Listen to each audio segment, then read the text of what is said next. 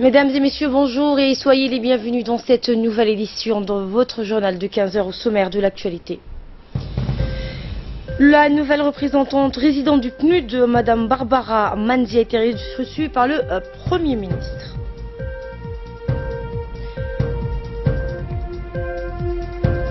Et en Irak, le début de la bataille de Tal Afar, dernier bastion de l'État islamique dans la région de Mossoul.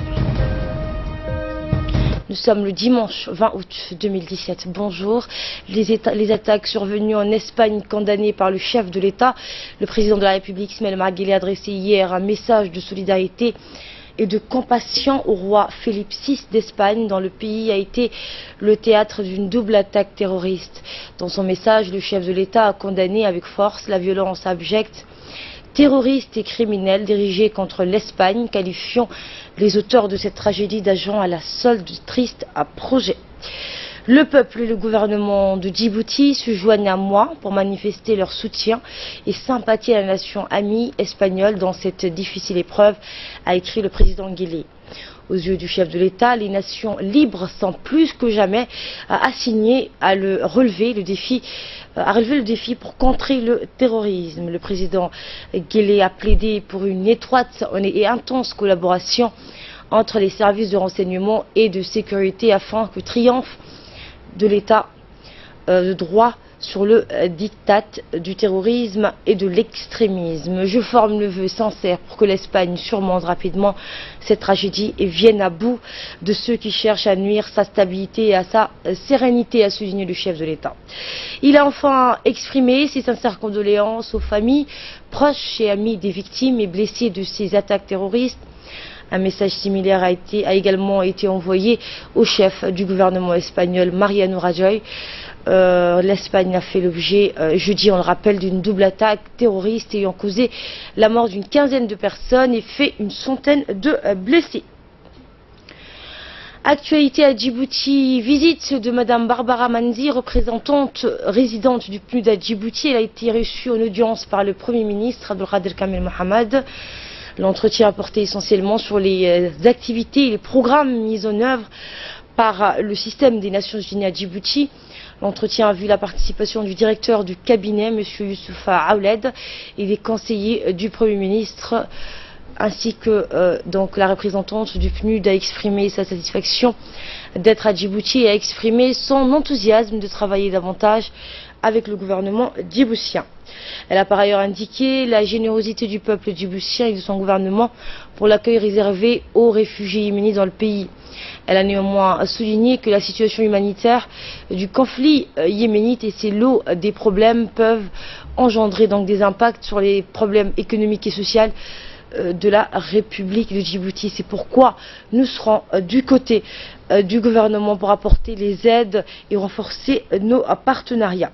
La représentante du PNUD a exprimé donc, a annoncé le lancement au mois de septembre du rapport de l'UNDAF qui portant sur différents volets d'intervention des partenariats des Nations Unies à Djibouti. Pour sa part, le Premier ministre a assuré son note de son soutien et de celui du gouvernement pour faciliter le travail du PNUD dans le pays. Il a rappelé aussi que le système des Nations Unies jouait un rôle donc important dans le processus de développement économique et social du pays et a rendu un vibrant hommage au travail des agences onusiennes dans le pays. Également dans l'actualité, le 19 août, chaque année a été consacrée par les Nations Unies la journée mondiale de l'aide humanitaire. Eh bien, dans un mot prononcé à cette occasion, le secrétaire général des Nations Unies, Antonio Guterres, a indiqué que le monde connaît des conflits qui mettent au risque ou fauchent la vie des milliers d'hommes, des femmes et d'enfants. Les travailleurs humanitaires qui apportent assistance et aide à ces derniers mettent également leur vie en danger, a-t-il souligné. Le secrétaire général des Nations Unies a plaidé pour que cesse ou stoppe toutes sortes de violences. Il faut respecter la vie humaine, protéger les civils et les travailleurs humanitaires qui ne doivent pas être la cible des actions militaires. Cette journée rend hommage à la volonté et à la détermination de tous ceux et celles qui contribuent chaque jour à sauver des vies dans les zones de conflit où les dangers sont permanents. Dans son plaidoyer, le secrétaire général des Nations Unies a demandé aux dirigeants du monde entier de protéger les civils dans les zones de conflit. Chacun d'entre nous a le devoir, sinon le pouvoir, de faire un geste, une action, une influence pour sauvegarder la dignité humaine. Cette journée doit rappeler au monde les souffrances que vivent les hommes, des femmes et des enfants dans les pays en crise, qu'il s'agisse du Yémen, de l'Irak, de la Syrie, de la Palestine, en Somalie, en Afghanistan ou de la Libye. Nous devons manifester notre soutien, a-t-il dit, à ces peuples meurtris qui vivent des situations de crise. Nous souhaitons leur témoigner notre engagement et notre responsabilité pour pousser la communauté internationale à agir afin de venir en aide aux familles et populations qui luttent pour survivre. Nous prenons la direction du Dikil où une forte délégation ministérielle composée des ministres du Transport, Mohamed Abdelghadar Moussa, du ministre de la Défense, Ali Hassan Bahdon, et du ministre de l'Environnement se sont rendus hier dans la région de Dikil.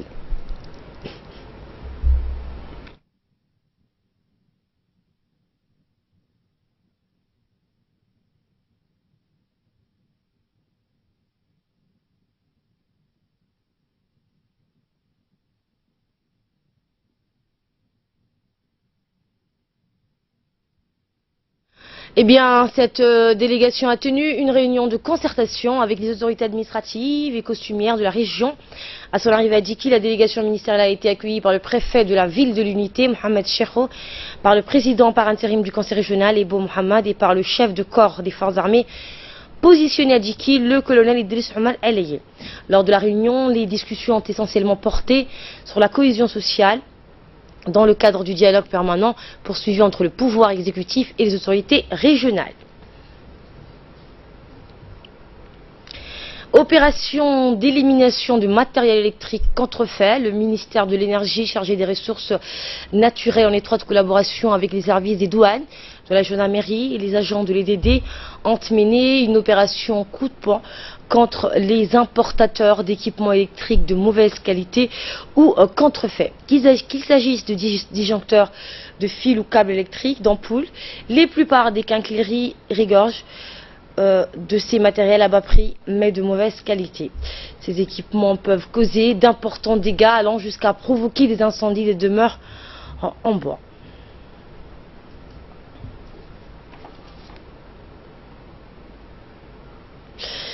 Le ministre de l'Énergie a plaidé pour interdire l'introduction et la vente dans le pays des matériels électriques contrefaits ou de mauvaise qualité qui ne respectent pas les normes de sécurité. Ces produits sont donc dangereux lors de leur installation et de leur utilisation. Ils peuvent même prendre feu dans des conditions de charge normales. Ces faux produits sont fabriqués, selon le ministre de l'Énergie, vous l'entendrez, sans même respecter les mesures de contrôle de qualité les plus basiques. Écoutons à ce propos le ministre de l'Énergie. Chers concitoyens et concitoyennes, suite aux nombreux cas d'incendie du mois de juillet dernier ayant entraîné des dégâts domestiques conséquents au niveau de la population, il a été constaté que ces derniers étaient dus principalement à des équipements de sécurité électrique défaillants et contrefaits en vente libre dans les quincailleries de la place.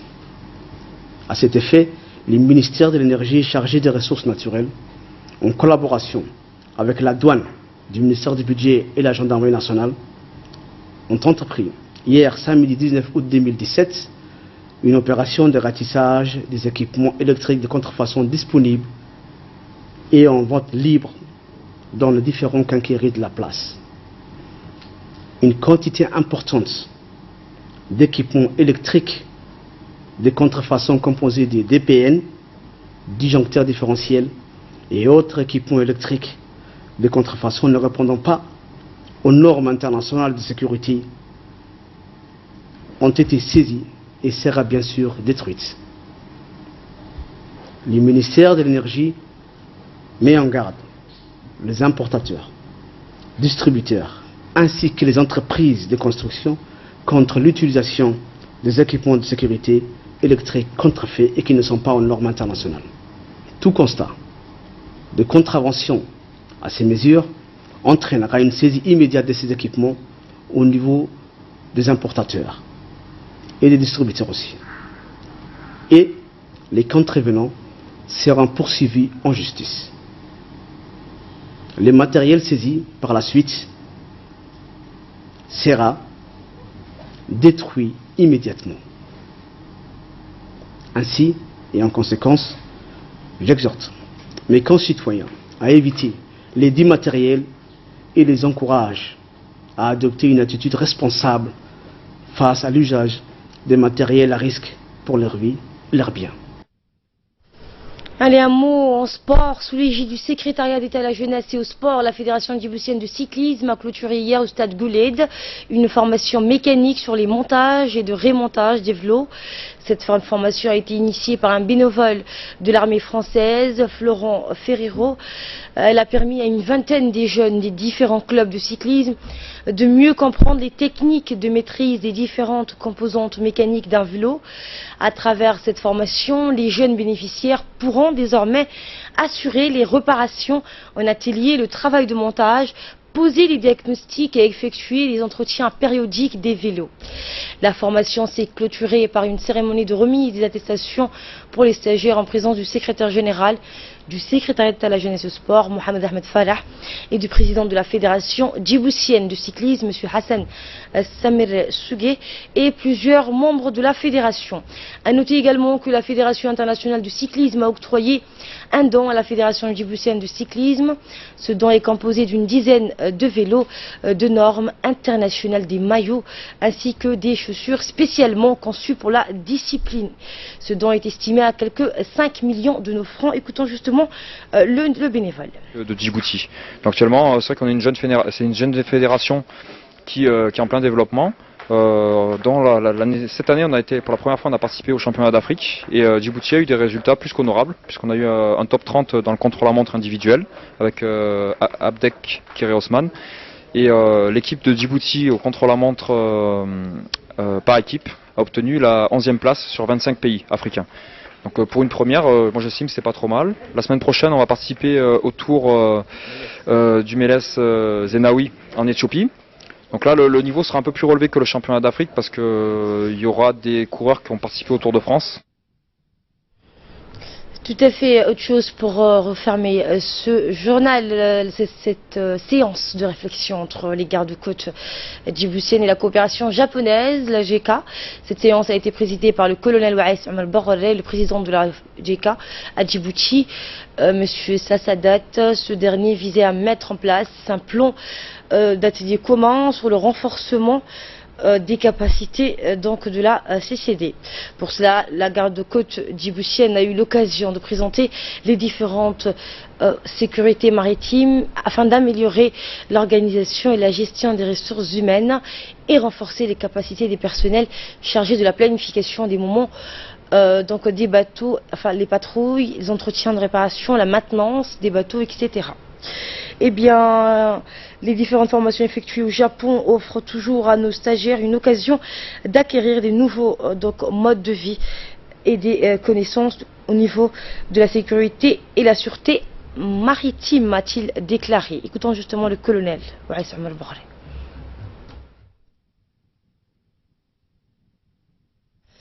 Actualité à présent hors de nos frontières. Après Charlottesville, un défilé à Boston, au Nigeria, avant le président Buhari de retour après plus de 3 mois d'absence. Après des mois d'absence pour raison médicale, le président du Nigeria, Muhammadu Buhari, est rentré hier au pays. C'est ce qu'a annoncé un porte-parole de la présidence. Il avait quitté son pays depuis le 7 mai dernier. Le président nigérien, Muhammadu Buhari, est arrivé hier au Nigeria après avoir passé 3 mois à Londres pour un traitement médical dans la nature est restée secrète. C'est l'avion du chef de l'État nigérien a atterri à 16h35 à l'aéroport international d'Abuja. Le président Buhari parlera aux Nigérians dans une allocution radio-télévisée demain matin, avait auparavant dit dans un communiqué de la présidence annonçant son retour. Le dirigeant remercia remerciera les Nigérians pour leur soutien durant sa convalescence dans le discours de la nation. Âgé de 74 ans, il avait déjà été hospitalisé cette année à Londres entre janvier et mars. À son retour, il avait avoué n'avoir jamais été aussi malade et avait délaissé les responsabilités officielles. Le premier séjour médical au Royaume-Uni du président Buhari remonte à 6 juin 2016, un an seulement après sa prise de fonction. À l'étranger, toujours après Charlottesville, un défilé à Boston contre le racisme aux États-Unis. Des milliers de manifestants antiracistes ont défilé dans les rues de Boston pour dénoncer le racisme de l'extrême droite. Le rassemblement a été émaillé d'accrochages alors que le climat reste tendu aux États-Unis. Une semaine après les violences survenues le 12 août à Charlottesville et qui furent suivies par des déclarations polémiques du président Donald Trump.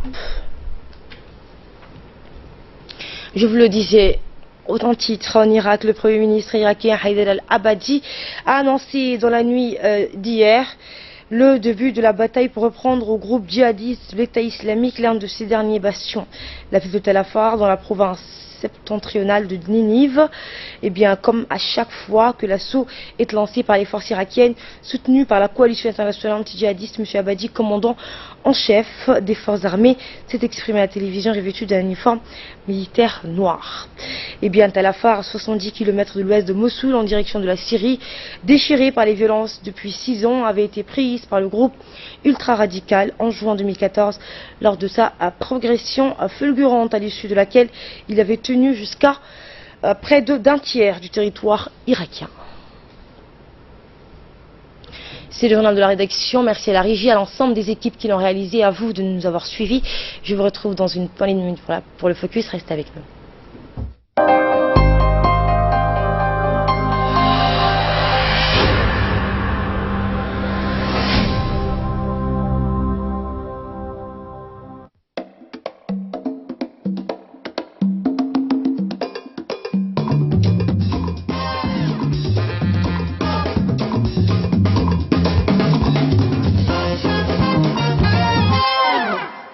La nouvelle chaîne A+ Sport arrive chez vous. Retrouvez l'UEFA Europa League, les championnats belges et écossais et le basket européen. Sans oublier les grandes compétitions africaines de football, de basket, les tours cyclistes et les marathons du continent. Vivez la passion du sport sur A+ Sport. Le décodeur est à 3500 francs seulement. Alors abonnez-vous vite pour en profiter. Coca-Cola?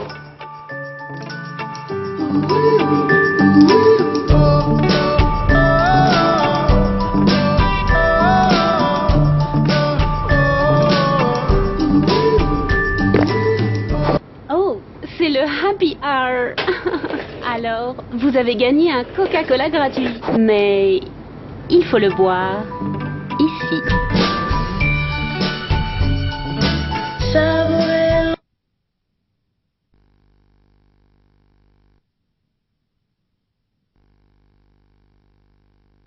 Inna as-salata kanat 'ala al-mu'minina kitaban mawquta.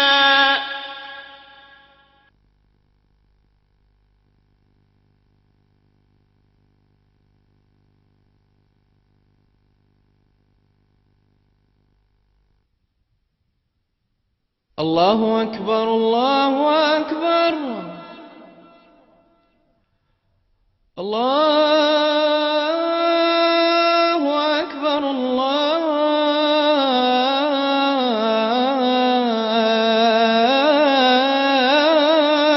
Akbar. Ashhadu an la ilaha illallah.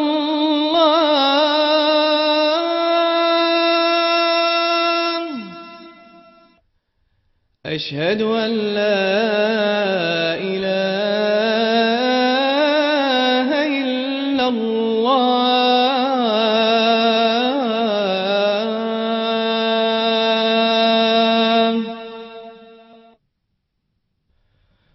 أشهد أن محمدا رسول الله.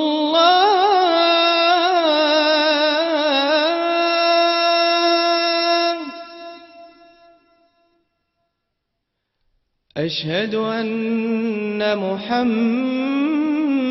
رسول الله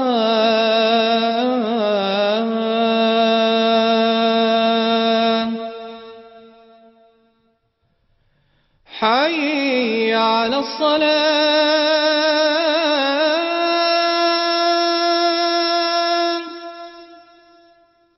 حي على الصلاة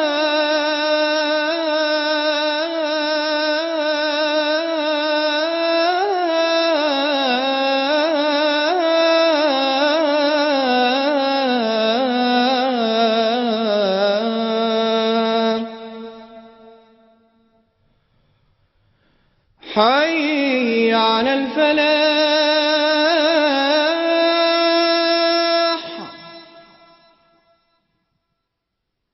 حي على الفلاح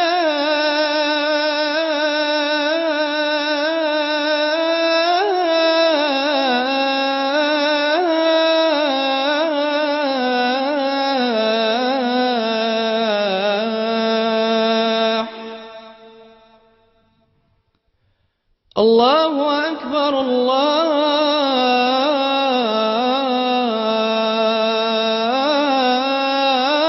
الله أكبر لا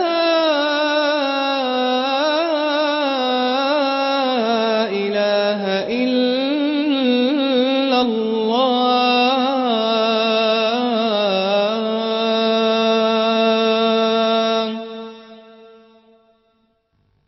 اللهم رب هذه الدعوة التامة والصلاة القائمة آت سيدنا محمدا الوسيلة والفضيلة وابعثه اللهم مقاما محمودا الذي وعدته إنك لا تخلف الميعاد.